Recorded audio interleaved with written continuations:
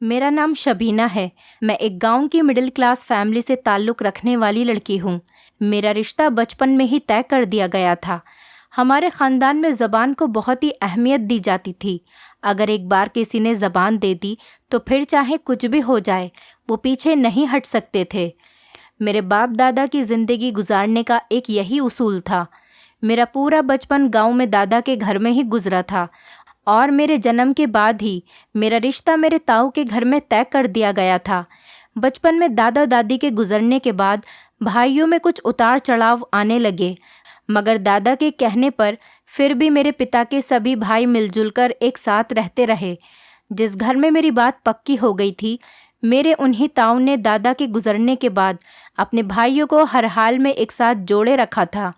फिर कुछ ऐसा हुआ, मेरे पिता की सरकारी जॉब का तबादला शहर में हो गया और हम लोगों को शहर में आकर शिफ्ट होना पड़ा। मेरे ताऊ ने हमें शहर जाकर शिफ्ट होने की पूरी इजाज़त दे दी थी। हम लोग भी अपनी ज़िंदगी की एक नई शुरुआत के लिए शहर आ गए थे। मेरा एक भाई मुझसे बड़ा था और दूसरा भाई मुझसे छोटा। मैं 2 भाइयों की इकलौती बहन थी। मेरे ताऊ और 2 चाचाओं की फैमिली अभी गांव में ही दादा के घर में रह रही थी। हम शहर से अक्सर स्कूल की छुट्टियों में ताऊ के बुलाने पर गांव चले जाया करते थे और हम सारे कजिन्स वहां मिलकर खूब मौज मस्ती करते, खूब धूम मचाते। इस तरह सभी घर वालों के दिलों में एक दूसरे के लिए मोहब्बत और प्यार हमेशा कायम रहता। धीरे धीरे हम सब बच्चे बड़े होने लगे थे।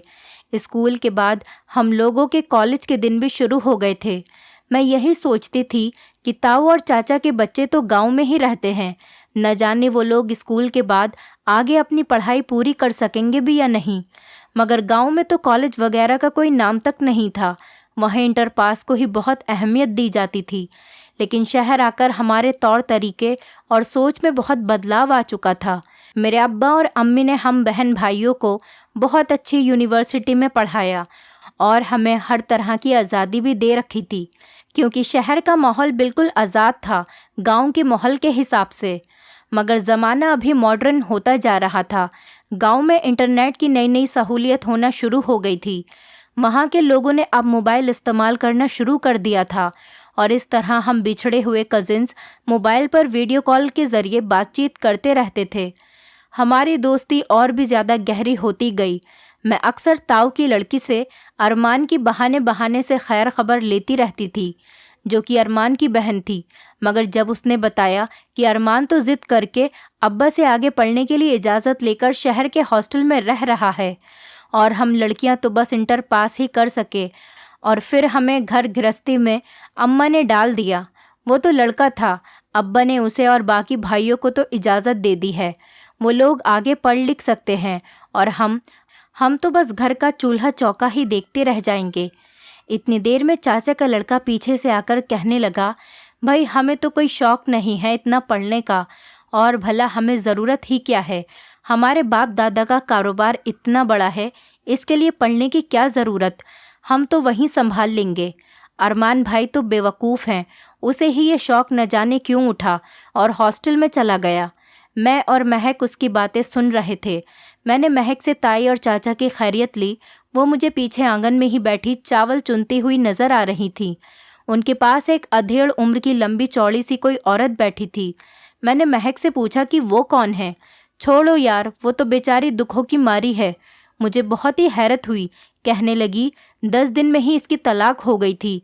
ये बानो खाला हैं, इन्हें सारा गांव इस नाम से पुकारता है। ये बेचारी अक्सर हमारे घर आ जाती हैं अपना दिल बहलाने के लिए, और ताई और चाची को ना जाने कैसे कैसे किस्से सुनाकर उन्हें भी अपने साथ लगाए रखती है। इतनी देर में वीडियो कॉल कट गई थी। शायद गांव में सिग्नल की प्रॉब्लम हो रही थी। अक्सर बात करते करते कॉल कट ही जाती थी। मैं सोच में पड़ गई थी। ये खाला बानो, इतनी उम्र में उनकी शादी हुई और फिर तलाक हो गई। बताओ ज़रा, गांव वालों के लिए तो वैसे ही तलाकशुदा औरतों को बहुत ही कम इज्जत दी जाती है और बहुत बुरा भी समझा जाता है। वो बेचारी तो ना जाने कैसे कैसे अपनी ज़िंदगी गुजर बसर कर रही होंगी। शाम में मेरी अम्मी और अब्बा साथ बैठे थे। मैं उनके साथ बैठकर गांव की ही बातें कर रही थी। उन्हें बता रही थी कि आज मेरी महक से बात हुई थी। उसने मुझे बताया कि ताऊ ने अरमान को इजाज़त दे दी है और अरमान ने शहर के हॉस्टल में रहते हुए कॉलेज में दाखिला भी ले लिया है। ये खबर सुनकर अम्मी और अब्बा खुश होने लगे थे कि चलो अरमान शादी तक एक काबिल और लायक बन जाएगा, और मुझे भी अरमान का नाम सुनकर शर्म आने लगी थी। और फिर मुझे अचानक याद आया। मैंने कहा, अब्बा और अम्मी, आप लोग किसी बानो खाला को जानते हैं? वो दोनों हैरानगी से कहने लगे, नहीं, हमने तो आज तक ये नाम भी नहीं सुना। हो सकता है वो तुम्हारी ताई या चाची की ही कोई जान पहचान की होंगी। मगर क्या हुआ, सब खैर तो है, क्यों पूछ रही हो? तब मैंने अम्मी को इन बेचारी की सारी बातें बताईं। अम्मी भी सुनकर अफसोस करने लगी थीं। कहने लगी, हमें उनके बारे में नहीं मालूम था। गांव में बानो खाला के कुछ हैरत अंगेज कारनामे पूरे गांव को हिलाकर रख देने वाले हैं और गांव की औरतों पर बुरा वक्त आने वाला था। दिन यूं ही तेज़ी के साथ गुजर रहे थे और उम्र के साथ साथ अम्मी और अब्बा को मेरी शादी की फिक्र भी होने लगी थी। ताऊ ने भी अब्बा को फ़ोन पर बार बार टोकना शुरू कर दिया था कि अब बच्चों की शादी के बारे में हमें सोचना चाहिए। बच्चों की कम उम्र में ही शादी हो जाए तो बच्चे सही वक्त पर अपनी जिम्मेदारी अच्छे से संभाल सकते हैं, और मैं नहीं चाहता मेरे बेटे अरमान या तुम्हारी बेटी शबीना को शहर की हवा लग जाए और उनकी सोच में कोई बदलाव पैदा होने लगे। वैसे ही शहर के आज़ाद माहौल से तुम अच्छी तरह समझ ही गए होंगे। अब्बा और अम्मी भी ताऊ की बात से बिल्कुल सहमत थे और उनकी बात से जल्दी राज़ी भी हो गए थे। उन्होंने फैसला किया, कॉलेज ख़त्म होते ही शादी कर दी जाएगी। अगली बार जब मैंने महक को फिर से वीडियो कॉल पर बात की तो महक मुझे भाभी भाभी कहकर चिढ़ाने लगी और मुझसे खूब हंसी मजाक करने लगी। इतनी देर में ताऊ और चाचा के बाकी बच्चे भी मुझे भाभी भाभी कहते हुए बातें बनाने चले आए। हम लोग खूब मज़े कर रहे थे। आज फिर मैंने बानो खाला को पीछे से ताई और चाची के साथ बैठे देखा तो मैं फिर से हैरत अंगेज़ हो गई थी। मैंने वैसे ही महक से उनकी खैरियत मालूम की। महक ने दुखी सा चेहरा बनाकर मुझे बताया कि बेचारी ने ज़माने की बातों से तंग आकर दूसरा निकाह कर लिया था और कुछ ही दिनों में उन्हें वहाँ से भी तलाक हो गई। ये बेचारी इस गांव में बिल्कुल अकेली और बेसहारा हैं, इसीलिए हमारे घर चली आती हैं। पर ना जाने ये लोग उसके दोनों पति के ही किसी राज के बारे में कोई बात कर रही हैं। जब मैं भी उनकी बातें सुनने गई तो वो चाची को कुछ बता रही थी। मैं कुछ सुन पाती उसी वक्त अम्मी ने मुझे डांट कर वहाँ से भगा दिया कि मैं बड़ों की बातों में क्यों दिलचस्पी ले रही हूँ। मगर एक बात की मुझे हैरत ज़रूर है शबीना। इतनी बात कहते ही महक और मेरी बात फिर से अधूरी रह गई थी क्योंकि कॉल सिग्नल की वजह से फिर से कट गई थी और मेरा दिल बेचैन होने लगा था कि न जाने महक मुझे ऐसा क्या बताने वाली थी, क्योंकि साफ बात थी मुझे अपने ससुराल में इस बानो खाला की मौजूदगी अच्छी नहीं लगती थी। मुझे ना जाने क्यों उन पर एक शक सा होता था। मगर फिर सोचती महक सिर्फ इंटर पास है, मगर वो बहुत ही समझदार और अक्लमंद लड़की है। अगर ऐसी कोई भी बात वो बानो खाला में देखती तो वो खुद उसे अपने घर कभी नहीं आने देती। फ़िलहाल इस बात को काफ़ी दिन गुजर गए थे। मैं अपने एग्ज़ाम्स की तैयारी में लगी हुई थी और दूसरी तरफ मुझे फ़िक्र थी कि मेरी शादी होने वाली है। न जाने मैं कैसे वहाँ गांव के पुराने चाल चलन और माहौल और उन सब लोगों के बीच एडजस्ट कर पाऊँगी भी या नहीं, क्योंकि शहर आने के बाद हम भाई बहन के तौर तरीके, हमारी सोच विचार सब बहुत ही बदल गई थी। फिर अम्मी ने मुझे समझाया कि बेटा बेफिक्र रहो, वहाँ तुम्हारे साथ अरमान होगा और मुझे यकीन है उसकी सोच भी अब तक शहर में रहने के बाद और पढ़ने लिखने के बाद बदल गई हो। वो भी शहर वालों के जैसा ही सोचता होगा, इसीलिए वहाँ तुम्हें बिल्कुल कोई परेशानी नहीं होगी। और फिर वहाँ पर ताई और चाची है ना तुम्हारे साथ, तुम्हारा ख्याल रखने के लिए। और वैसे भी हर घर के तौर तरीके अलग होते हैं। शादी के शुरू में थोड़े बहुत बदलाव तो आता ही है, फिर वक्त के साथ साथ हर लड़की की आदत ससुराल वालों की तरह ही बदल जाती है।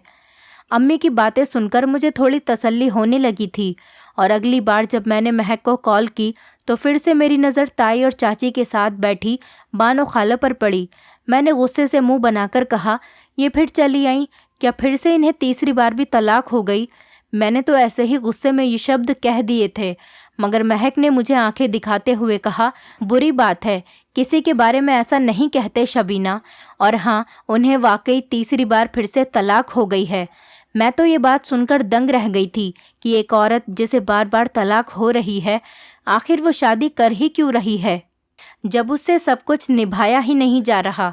तो महक और मैं उसके बारे में बातें कर रहे थे, मगर जब महक ने कहा, ये गांव की एक अकेली ऐसी औरत नहीं है, बल्कि इनकी जैसी और भी औरतें हैं जिनके पतियों ने उन्हें तलाक दे दी है, मगर हैरत की बात है उन औरतों ने कभी दूसरी शादी नहीं की, और ये बानो खाला हैं जो बार बार शादी के चक्कर में पड़ जाती हैं। खैर, हमें क्या मतलब, बेचारी उनकी कोई मजबूरी होगी। ऐसे ही मैंने इस बात का जिक्र अम्मी से भी कई बार किया था कि अम्मी, मुझे अपने ससुराल में इस औरत का आना जाना बिल्कुल पसंद नहीं है, और वो हर बार अपने पतियों से तलाक लेती ही जा रही हैं। ये इसके साथ तकरीबन 1 से 2 महीने के अंदर ही तीसरी बार तलाक इसे हुई है, और मुझे देखने में भी ये एक तेज़ तर्रार और चालाक औरत दिखाई देती है, मगर फिर भी ताई और चाची इसे अपने घर में हर वक्त बैठाए रखती है। अम्मी भी इस बात से बहुत ही ज़्यादा हैरत में थी, मगर अम्मी का कहना भी यही था कि वहाँ महक है, वो बहुत समझदार है कि अगर उस औरत में कोई गलत बात होती तो वो खुद ही उसे घर में नहीं आने देती। क्या पता वाकई वो औरत अकेलेपन की वजह से शादी करके अपनी ज़िंदगी खुशहाल बनाना चाह रही हो, मगर उसकी किस्मत में ही ये सब नहीं लिखा, तो भला किस्मत का लिखा कौन बदल सकता है। खैर, तुम इन सब बातों की तरफ इतना ध्यान मत दो, अपनी पढ़ाई देखो और अपने एग्ज़ाम पास करो, फिर तुम्हारी शादी की तैयारियां भी शुरू करनी हैं, अम्मी ने मुझे समझाते हुए कहा। अम्मी की बातें सुनकर मैं अरमान के बारे में सोचने लगी थी, और हम दोनों तो पहले ही एक दूसरे को पसंद करते थे, क्योंकि बचपन से ही हमारे दिलों में रिश्ते की बात डाली हुई थी। इन दिनों मेरे और अरमान के एग्ज़ाम हो रहे थे।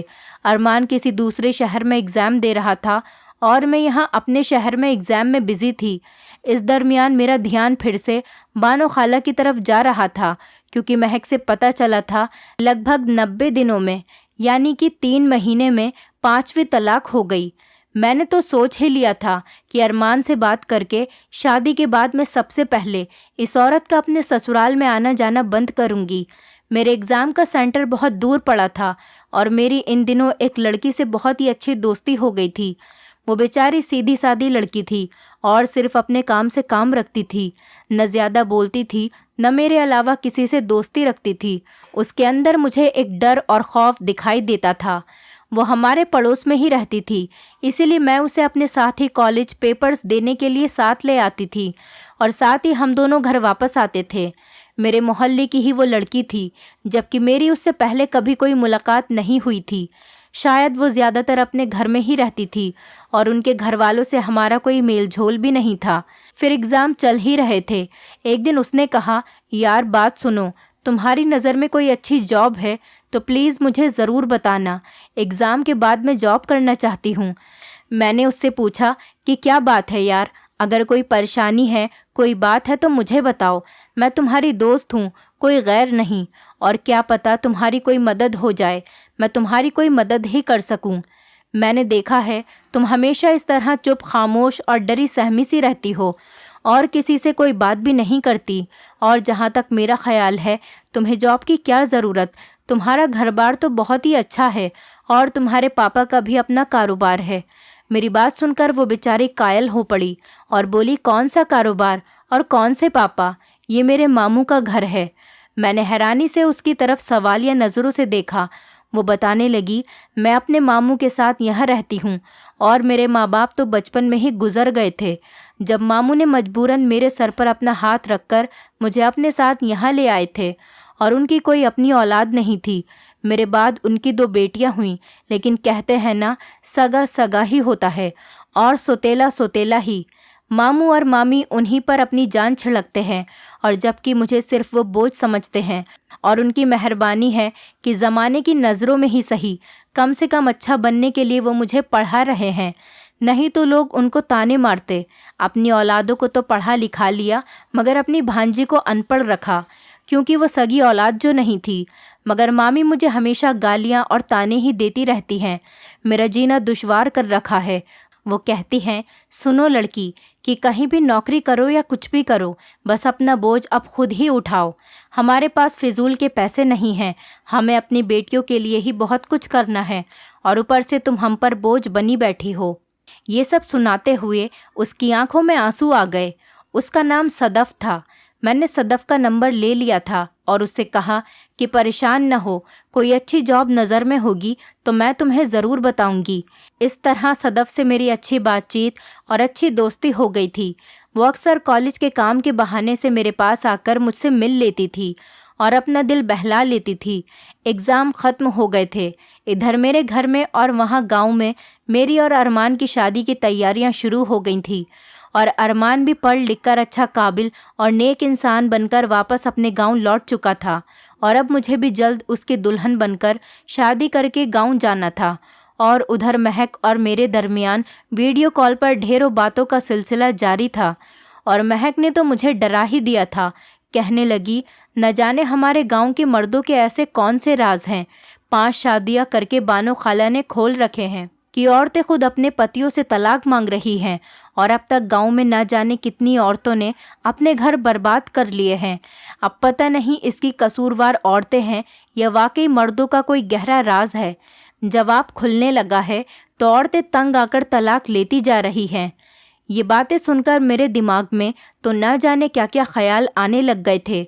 कहीं इन राजों में से कोई राज अरमान का भी हुआ तो, या फिर अगर मुझे शादी के बाद कोई ऐसा राज पता चला और अरमान और मेरे दरमियान भी अगर कभी तलाक हो गई तो। नहीं नहीं, अरमान ऐसा नहीं कर सकते, ऐसा नहीं हो सकता। मैं जानती थी कि ये सब फितूर फैलाने वाली शायद वही बानो खाला ही हैं जो गांव की औरतों को भड़का रही हैं। मगर वाकई अगर गांव के मर्दों में से कोई ऐसा राज सच साबित हुआ तो मैं तो सोच सोच कर ही परेशान होती जा रही थी। और इसी वक्त सदफ ने आकर मुझे तसल्ली दी और कहा, सबसे पहले तो उसने शादी की तारीख, जो कि फ़ोन पर ही पक्की हो गई थी, सुनकर मुझे मुबारकबाद दी और फिर मेरी परेशानी की वजह पूछी। तब मैंने उसे बानो खाला की सारी बातें और गांव के हालात के बारे में बताया। उसने मुझे कहा, तुम इन बातों में जितना हो सकता है दूर रहो और ये तुम्हारे लिए बेहतर होगा। मत सोचो इस बारे में ज़्यादा, अपनी शादी की तैयारियों में ध्यान दो। और ये तो तुम जानती हो, मैं तुम्हारी शादी में नहीं आ सकती क्योंकि तुम्हारी शादी गांव में ही होगी और वहाँ के लिए मामू और मामी मुझे इजाज़त नहीं देंगे। मगर हाँ, किस्मत में अगर कभी मेरा गांव आना लिखा तो तुम्हारी इस गांव की बानो खाला मेरे हाथों से बच नहीं सकेंगी। मैं सदफ की मजाकिया बातें सुनकर हंस पड़ी। सदफ को जब से मेरे भाई के ज़रिए जॉब मिली थी, अब वो बहुत खुश रहने लगी थी, और उसकी मामी ने भी उसे परेशान करना कम कर दिया था क्योंकि वो अपना खर्चा खुद उठाने लगी थी। मुझे तो सदफ अपने बड़े भाई के लिए बहुत ही पसंद थी और अम्मी और अब्बा को भी इस बात से कोई एतराज़ नहीं था। हमने मेरी शादी के बाद इस रिश्ते की बातचीत करने का सोचा था। इस रिश्ते से सदफ को भी कोई इनकार नहीं था, मगर उसके मामा और मामी से वो डर रही थी। अम्मी ने फ़िलहाल तो थोड़ी बहुत सदफ के घर जाकर उसके मामा और मामी से इस रिश्ते का जिक्र कर दिया था। उन्होंने कह दिया था कि अच्छा, हम सोचकर फिर जवाब देंगे। इधर दूसरी तरफ हम लोग गांव के लिए सारा सामान वगैरह लेकर रवाना हो गए थे। शादी की सारी ही तैयारियां गांव में ही होनी थी क्योंकि हमारा सारा ही ख़ानदान और रिश्तेदार सभी लोग गांव में ही रहते थे। शादी की तैयारियां शुरू हो गई थी और धूमधाम से अच्छे से मेरे सभी कज़िन और भाइयों ने मुझे विदा करने की, अपने घर भाभी बनाकर लाने की खूब सारी तैयारियां कर रखी थी। अरमान और मैं अपनी आने वाली ज़िंदगी की शुरुआत करने को अपनी आंखों में हज़ारों ख्वाब सजाए बैठे थे। और फिर शादी की सारी रस्में धूमधाम से हुईं और निकाह के बाद विदाई करके मुझे अपने ससुराल में भाभी, बहू और दुल्हन के रूप में विदा करके ले गए थे। घर में सभी लोग बहुत खुश थे, और मगर मेरी दोनों चाचियों का रवैया मुझे पूरी शादी में बिल्कुल अजीब सा महसूस हुआ, जैसे वो बिल्कुल भी खुश नहीं थीं, सिर्फ सबके सामने खुशियों में शामिल होने का नाटक कर रही थीं। मगर मैंने उनके अफसोसनाक चेहरे पढ़ लिए थे। सब कुछ अच्छा चल रहा था और मैं उस घर में नई नवेली दुल्हन थी। मुझे शादी हुए 2 महीने गुजर गए थे, मगर चाचा और चाचियों के बच्चों के लड़ाई झगड़े बढ़ते ही जा रहे थे। मेरी समझ से बाहर था कि झगड़ों की असल वजह क्या थी। फिर एक रोज़ हमारे घर के आंगन में ताई के साथ कोई बैठा था। मुझे लगा उनकी कोई जान पहचान की ख़ास मेहमान आई होंगी। मैंने उनके लिए चाय नाश्ता तैयार किया और लेकर वहाँ चल पड़ी थी। मुझे महक ने रोककर फ़ौरन ही कहा कि कहाँ चली ये सब लिए। मैंने कहा, वो ताई के कोई मेहमान हैं, उनके लिए लेकर जा रही हूँ। महक हंस पड़ी और बोली, जानती हो वो कौन है? मैंने नाम में सिर हिलाया। महक ने कहा, तुम्हारी पुरानी दुश्मन बानो खाला बैठी है। मेरा चेहरा तो फक पड़ गया था। बाहर हॉल में मैं नाश्ता लेकर चल पड़ी, क्योंकि ताई से मैं चाय नाश्ता लाने का बता चुकी थी। आज पहली बार था जब मैं बानो खाला के सामने पहली बार रूबरू हुई थी। वैसे अक्सर मैं दूर से ही उनकी सिर्फ झलक देखा करती थी। चेहरे से तो मुझे ये बहुत ही शातिर और ख़तरनाक दिख रही थी। वो मेरे सर पर हाथ रखते हुए कहने लगी, जीती रहो बहू, और ताई से कहने लगी कि तुम्हारी बहू बहुत खूबसूरत है। मेरा तो दिल ज़ोर ज़ोर से धड़कने लगा था और मैं फ़ौरन ही वापस किचन में चली आई थी। उस वक्त महक भी मुझे डरा हुआ देखकर हंसते हुए आई और बोली, अरे तुम तो ऐसे डर रही हो जैसे तुम्हें खा जाएंगी। फिर मैं और महक उनके बारे में बातें करने लगे। हमें तो पहले दिन ही ये बानो खाला का आना पसंद नहीं था। महक ने जब उनकी 5 शादियों और तलाक का बताया, तब से तो मेरा दिल और भी ज़्यादा डरा हुआ था। महक की एक और बात ने मुझे बेहद बेचैन कर रखा था कि उनके गांव आते ही और उनकी तलाक होने से ही गांव के हर 2 घर छोड़कर एक घर में लाजमी तलाक होती है। शायद वही मर्दों के किसी राज का चक्कर है। मैं किचन के काम निपटाकर अपने कमरे में जा रही थी कि अचानक मेरी नज़र छोटी चाची के कमरे पर पड़ी। अंदर बानो खाला मौजूद थी और चाची कुछ छुपकर उनसे बातें कर रही थी। फ़ौरन ही डर के मारे वहाँ से निकल पड़ी थी। मगर दूसरे ही दिन जब चाची ने पूरे घर में एक हंगामा मचा रखा था और सबके सामने अपने पति से तलाक मांगने लगी, तो हम सबके पैरों तले ज़मीन ही निकल गई थी। उन छोटे मोटे झगड़ों की आज ये नौबत आ गई थी कि चाची ने तलाक ही मांग ली। चाची ने बताया कि चाचा का किसी और औरत से कोई रिश्ता है और उनका ये राज खुल चुका है। अब उन्होंने मुझे हर हाल में छोड़ना ही होगा। ये सुनकर सबने चाचा को सवालिया नज़रों से घूरना शुरू कर दिया, मगर चाचा तो अपनी गलती मानने को ही तैयार नहीं थे और कह रहे थे, ये औरत मुझ पर झूठा इल्ज़ाम लगा रही है, शायद पागल हो गई है। इस उम्र में भला मैं ये सब करूँगा? मैं अपने बच्चों की कसम खाता हूँ, ऐसा कुछ नहीं है। मगर चाची तो गुस्से में पागल हुई जा रही थी और बिना कुछ सोचे समझे वो अपना सामान उठाकर घर छोड़कर मायके चली गई थी। हमने चाची को समझाने की बहुत कोशिश की, लेकिन वो नहीं रुकी। मैं और महक एक दूसरे को देख रहे थे, क्योंकि हम जानते थे कि ये सब क्यों हो रहा था। इसी तरह 10-12 दिन बाद दूसरी चाची ने भी घर में हंगामा मचा रखा था और कहा, चाचा ने उनके साथ फरेब किया है, उनके मायके के सारे जेवर बेच डाले और वो चोरी डकैती का काम करते हैं। वो एक धोखेबाज हैं। मैं उनके साथ नहीं रह सकती, मुझे तलाक चाहिए। दूसरी चाची भी अपने घर जा चुकी थी। इधर मेरा दिल बहुत ही सदमे में था कि ये सब मेरे ससुराल में हो क्या रहा है। मुझे बहुत ताज्जुब था कि दोनों ही चाचियों को मैंने बानो खाला से बातें करते सुना था और आज दोनों ही घर छोड़कर चली गईं।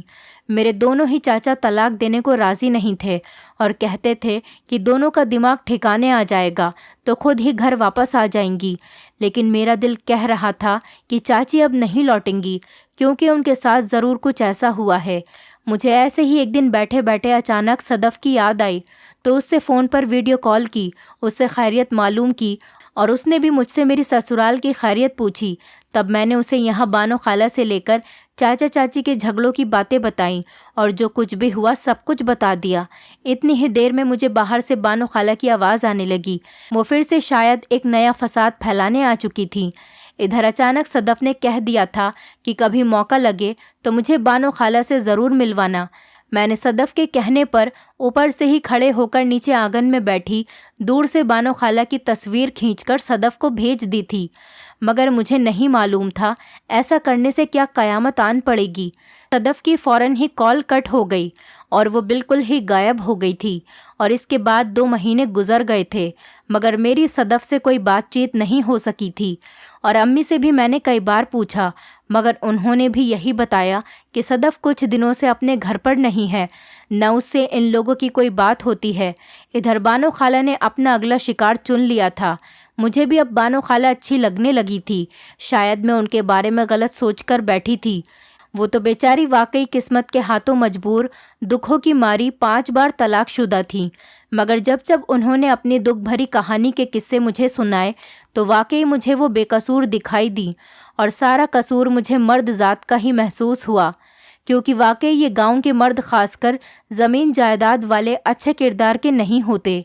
ये चालाक और कड़क मर्द औरतों को बेवकूफ़ बनाते हैं, प्यार से बहला फुसला लेते हैं और उनके पीछे गैर औरतों से रिश्ते बनाते हैं। मेरी भी अरमान से उन दिनों कुछ अच्छे संबंध नहीं चल रहे थे। बात बात पर मेरी अरमान से लड़ाई हो जाया करती थी और हमारे दरमियान अब दूरियां बढ़ती ही जा रही थीं। फिर ना जाने क्यों मेरा दिल अरमान पर शक करने लगा था, क्योंकि वो रातों को उठ उठकर किसी पराई औरत से फ़ोन पर छुपकर बातें किया करते थे और मुझे लगने लगा था कि अरमान भी और गांव के बाकी मर्दों की तरह ही हैं, क्योंकि आखिर वो भी तो इसी गांव के ज़मींदार का बेटा है। और फिर ताऊ ने भी तो बरसों पहले ताई से बेवफाई की थी। उस वक्त तो दादा सब कुछ संभाल लिया करते थे और ताऊ को अपनी गलती का एहसास दिलाकर मामला संभाल लिया करते थे। और दूसरी तरफ हमारे दोनों चाचा ने भी तो चाचियों के साथ धोखा किया है। इसका मतलब बानो खाला अपनी जगह बिल्कुल सही है, उनके साथ भी उनके सभी पतियों ने ऐसा ही किया है। मेरी बात भी शक के बिना पर इतनी बिगड़ गई थी कि मैंने अरमान से झगड़े करना शुरू कर दिए थे और हमारे झगड़े सब इतने बड़े हो गए थे कि मुझे भी अब अरमान से तलाक लेने की तमन्ना जाग गई थी। उन्हीं दिनों हमारे घर सदफ मेरी मम्मी और अब्बा के साथ आ गई थी। उसे देखते ही मैं बहुत खुश हो गई थी, लेकिन अम्मी और अब्बा को देखते ही मुझे रोना आ गया था और उनसे गले मिलकर मैं रोने लगी थी और सारी अरमान की शिकायतें उनसे लगा दी थीं। मगर तभी अम्मी और अब्बा ने बताया कि हम तुम्हारे ताऊ और ताई के कहने पर ही यहाँ तुमसे मिलने आए हैं। मैं दंग रह गई थी कि ये सब हो क्या रहा है, क्योंकि कुछ दिनों से बानो खाला ने तो यहाँ आना ही बंद कर दिया था, लेकिन सदफ का सब्र अब जवाब दे चुका था। वो मुझसे लिपटकर रोने लगी और कहने लगी, बानो खाला और कोई नहीं, मेरी ही माँ है। मैं तो सुनते ही चौंक पड़ी थी। उसने बताया कि बचपन में जब वो बहुत ही छोटी थी उसके मामू मामी ने उसे गोद लिया था, मगर उसने तो ये बताया था कि उसके माँ बाप मर चुके हैं। मगर जब उस दिन मैंने बानो खाला की तस्वीर देखी तो मेरे तो होश ही उड़ गए थे, क्योंकि मेरी माँ तो जिंदा है। मगर जब उसने मामू और मामी पर शक किया और उनके बारे में सारी मालूमात की तो पता चला मेरी माँ और मामू सगी बहन भाई नहीं थे और सदफ के नाना नानी ने सारी जायदाद, पैसा, घर, कारोबार सब कुछ अपनी बेटी के नाम कर दिया था।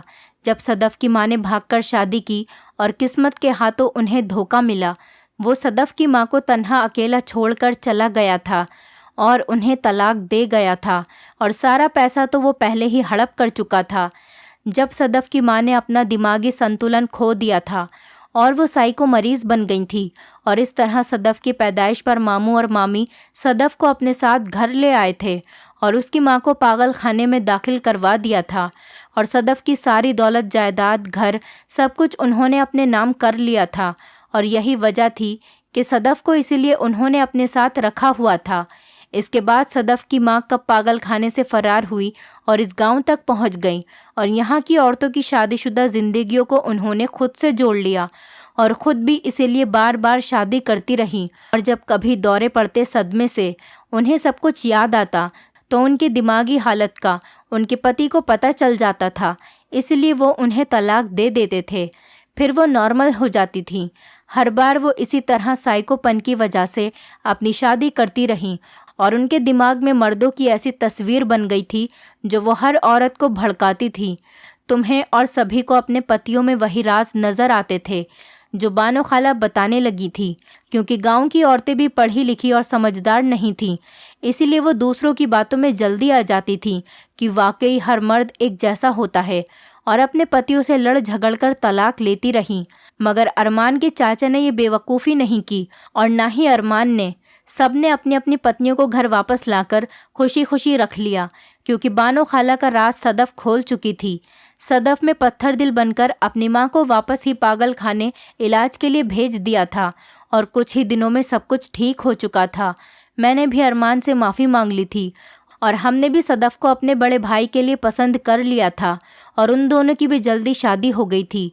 दूसरों की बातों में आकर अपने अच्छे खासे रिश्ते को बर्बाद नहीं करना चाहिए।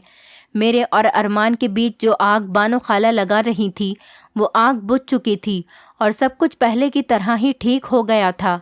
दोस्तों, उम्मीद करती हूँ आपको हमारी